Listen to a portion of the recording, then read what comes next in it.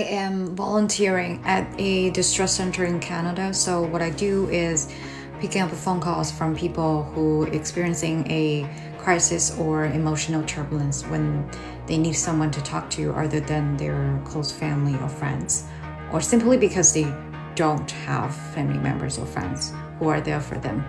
I received a call from a woman yesterday. She's a survivor of severe domestic violence, living with a disability likely linked to that abuse.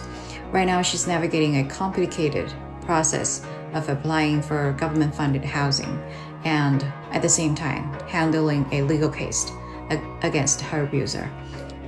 If there is a social hierarchy, you can say she lives at the bottom of society.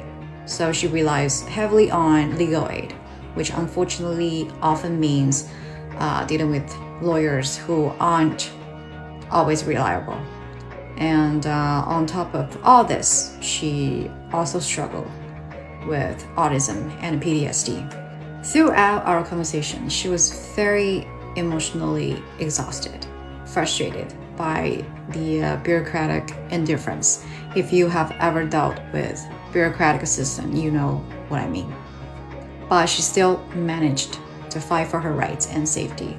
What's really struck me was her remarkable clarity and articulate speech. I think she articulated at the same level as Sabini. She could have had a decent job at any office in Toronto. I'm not supposed to give comment about her other than just providing emotional support, but at the end of our call, I was compelled to tell her that I remember you said you are a survivor. In my view, survivors are people who help themselves. And many people would have given up at some point with your circumstances, but you are still helping yourself. And then she paused. I think she was clearly surprised and thanked me for giving her a new perspective. She reminded me of my aunt in an opposite way. My aunt was one of the most talented women I've ever known in the kitchen.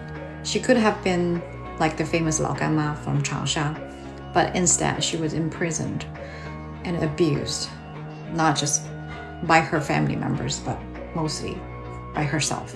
This conversation reinforced for me that as a woman, especially when facing this kind of overwhelming adversity, our greatest ally must always be ourselves.